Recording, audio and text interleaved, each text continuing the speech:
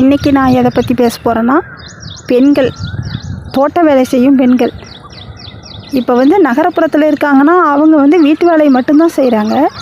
அதுவே தோட்டத்தில் இப்படி கிராமப்புறத்தில் இருக்கிறவங்க தோட்ட வேலையும் செய்யணும், அதே மாடு ஆடு மாடு வச்சுருந்தா அதையும் பார்க்கணும், வீட்டு வேலையும் செய்யணும், ஸ்கூல் பிள்ளைங்க போனால் அவங்களையும் அனுப்பணும். எவ்வளோ வேலை பார்த்தீங்களா ஒரு பெண்மணிக்கு.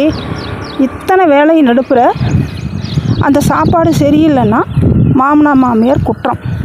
அப்புறம் அதில் வேறு திட்டு. வீட்டுக்காரர் மாமனார் அவங்க அப்பா அம்மாவுக்கு சப்போர்ட்டுனா அவங்க பயங்கரமாக திட்டுவாங்க. என்ன சாப்பாடு செஞ்சுருக்கிற, என்ன சோறாக்கியிருக்கிற, ஐயோ எத்தனை கேள்வி, எத்தனை திட்டு. அந்த காட்டில் போய் வேலை செய்யக்குள்ளே கரெக்டாக அந்த டைமுக்கு போய் வேலை செய்யணும். 9 மணிக்கு இப்போ ஒரு வேலைக்கு ஆள் வராங்கன்னா அவங்களுக்கு முன்னே போய் நிற்கணும். இந்த வீட்டு வேலை செஞ்சுவிட்டு எல்லா வேலையும் முடிச்சுட்டு இந்த வீட்டில் இருக்கிற பெண்மணி தோட்ட வேலைக்கு வரவங்களுக்கு முன்னே போய் இவங்க நிற்கணும். இல்லைன்னா அதுக்கு மாமனார் மாமியார் திட்டுவாங்க. ஒரு 5 மணிக்கு எழுந்திரிக்கணும், 5 மணிக்கு எழுந்திரிச்சா அது குற்றமா, 4 மணிக்கு எழுந்திரிச்சு வேலையெல்லாம் செஞ்சு முடிக்கணுமா. அவங்க அப்படி செஞ்சோம் இப்படி செஞ்சோன்னு அவங்க எடுத்து விட்ற கதை இருக்குது பாருங்கள். செஞ்சுருப்பாங்க. எப்போவுமே அப்படியே செய்ய முடியுமா என்ன? அந்த மாதிரி எழுந்து செய்யலை அப்படின்னு சொல்லி அதுக்கு வேறு திட்டு சண்டை வாங்கிக்கிட்டு சாப்பிட்டும் சாப்பிடாமையும் நின்றுக்கிட்டு கூட சாப்பிட முடியாதுங்க அவங்களாலாம். இந்த ஸ்கூல் பிள்ளைங்களை அனுப்புறதுக்கே அவங்களுக்கு வேறு சாப்பாடு இப்போலாம் ஊட்டுறதா இருக்குது. பேரம்பேத்தி எடுத்தவங்களே சாப்பாடு ஊட்டி தான் அனுப்புகிறாங்க. அவங்களுக்கு சாப்பாட்டை ஊட்டி விட்டுட்டு சாப்பிட வச்சு அனுப்பிச்சி விட்டுட்டு இவங்க ஓடங்காட்டி காட்டுக்கு தோட்டத்துக்கு ஓடங்காட்டி அதுக்கு மாடுக்கு என்ன, அதுக்கு வேறு தீனி, அந்த டைமுக்கு தீனி போடணும், தாலி வைக்கணும், அதை பிடிச்சி நிழலில் கட்டிட்டு போகணும். வெயிலில் கட்டிட்டு போயிட்டா அது வெயிலில் கிடக்கணும், அங்கே போய் வேலையும் செய்ய முடியாது. அப்புறம் ஒரு 10 மணி 11 மணிக்கு அது வேலைக்கு வராங்க பாருங்க, அவங்க டீ கேட்பாங்க. அது டீ வேறு வச்சுட்டு போய் கொடுக்கணும். அப்புறம் இடையில ஸ்நாக்ஸு கேட்பாங்க, அது கொடுக்கணும். இப்போ வேலைக்கு வரவங்க அதான் கேட்குறாங்க. அவங்க கஷ்டம், அது இல்லைன்னு சொல்லலை, வேலைக்கு வரவங்களுக்கு கஷ்டம். அந்த வீடு ஒரு தோட்டம் வச்சுருந்தாலுமே ஒரு மிடில் கிளாஸ் தோட்டத்தை வச்சுருக்கிறவங்க எவ்வளோ கஷ்டப்படுறாங்க அப்படின்னு நினச்சி பார்த்தா உண்மையாலுமே ரொம்ப கஷ்டங்க. அது அத்தனை சுமையும் ஒரு பெண்ணுக்கு தான் சேருது. அத்தனை வேலையுமே ஒரு பெண்ணு தான் செய்கிறதா இருக்குது. அப்புறம் மதியம் சாப்பாடு வேறு மாமனார் மாமியாருக்கு எடுத்து வைக்கலைன்னா அதில் குற்றம். சாப்பாடு இல்லைனாலும் உடனே செய்யணும், மதியானமே செஞ்சு வைக்கணும். ஈவினிங் நைட்டு டிஃபன் அவங்க கேட்குற மாதிரி எடுத்து வைக்கணும், செஞ்சு வைக்கணும். இதெல்லாம் மாட்டு வேலையை பார்த்தே ஆகணும். மாட்டுக்கு தீவனத்தட்டெல்லாம் இருக்கணும், அது போய் அறுத்துட்டு போடுறதுன்னா என்ன சின்ன வேலையா? ஆடு அவுத்து விட்டு மேய்ப்பாங்க, பட்டி மாதிரி வச்சுக்குவாங்க. அதை பட்டி திறந்து விட்டு கொண்டு போய் கொஞ்சம் நேரம் மேய்ச்சிக்கிட்டு வரணும். இப்படி எல்லா வேலையும் இருக்குது. சோளத்தட்டு விதைச்சிட்டா தட்டு அறுத்து மாட்டுக்கு போடுறது அடடடா. ஆனால் அவங்க உழைப்பு அவ்வளோ அதிகமாக இருக்கும். அதுக்கு தகுந்த பலன் இருக்கான்னா இருக்காது, அந்தளவுக்கு வருமானம் இருக்காது. பால் விலையே இல்லை. மாடு வச்சுக்கிட்டு எத்தனை மாடு வச்சுக்கிட்டு இருந்தாலுமே அதுக்கு விலை இல்லை, பாலுக்கு விலை இல்லை. வேலை தான் செய்ய வேண்டியதாக இருக்குது. ஏதோ நம்ம தயிர் மோர் டீன்னு வச்சு குடிச்சிக்கிறோம்ல, அதுதான் லாபம்னு நினைக்கிறதா இருக்குது.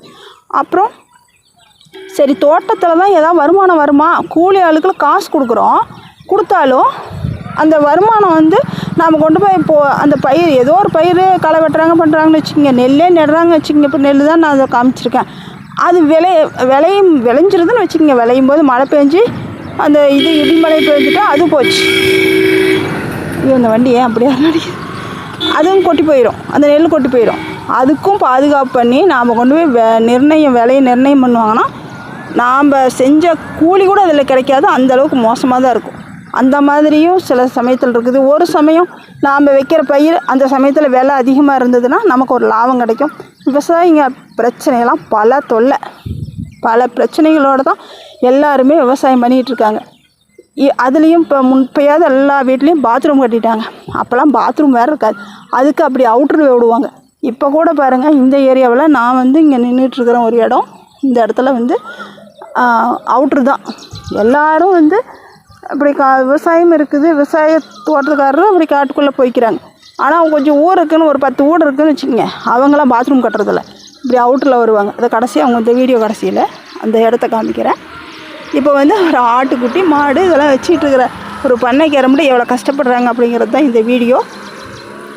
இதுக்கு மேலேயும் மக்கள் எவ்வளோ பேசினாலும் பண்ணினாலும் விவசாயத்துக்கு கொஞ்சம் குரல் கொடுங்க. நிறையவே கொடுக்கலாம், தப்பு இல்லை. அவ்வளோ உழைப்பு இருக்குது, அதுவும் பெண்களுக்கு தான் உழைப்பு இருக்குது. அது ஏரிக்குள்ளே தான் பெண்கள்லாம் வராங்க. பெண்கள் ஆண்கள் இதெல்லாம் கொஞ்சம் சமூக பாதுகாப்பு கண்டிப்பாக வேணும், விழிப்புணர்வு வேணும். இங்கெல்லாம் உள்ளே வரும்போது பயந்துக்கிட்டு தான் வரணும். ஊர் இப்படி பக்கம்தான். இது வேறு காடு, தோட்டம், இதெல்லாம் தோட்டம். பாருங்க ஒரு 4-5 வீடு இருக்கா, அவங்களாம் இங்கே தான் பூந்து வராங்க. ரொம்ப கஷ்டம் இதெல்லாம். ஒரு இறங்கி இதில் வேறு இறங்குறாங்க பாருங்கள், அங்கே பாருங்க இறங்கி கீழே போகிறாங்க. இது இறங்கி இப்படி உள்ளே போனால் போய் ஒரு பொண்ணு போனால் என்ன நடக்கும், அப்புறம் மாட்டிக்க வேண்டியது தான். இதெல்லாம் தவிர்க்கணும்.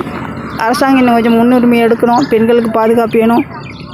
பெண்களும் கொஞ்சம் ஓரளவுக்கு நல்லபடியாக நல்ல பேரோடு இருக்கணும் அப்படிங்கிறது தான் என்னோடய தாழ்மையான கருத்து. தயவு செஞ்சு தப்பான வழிக்கு போகாது.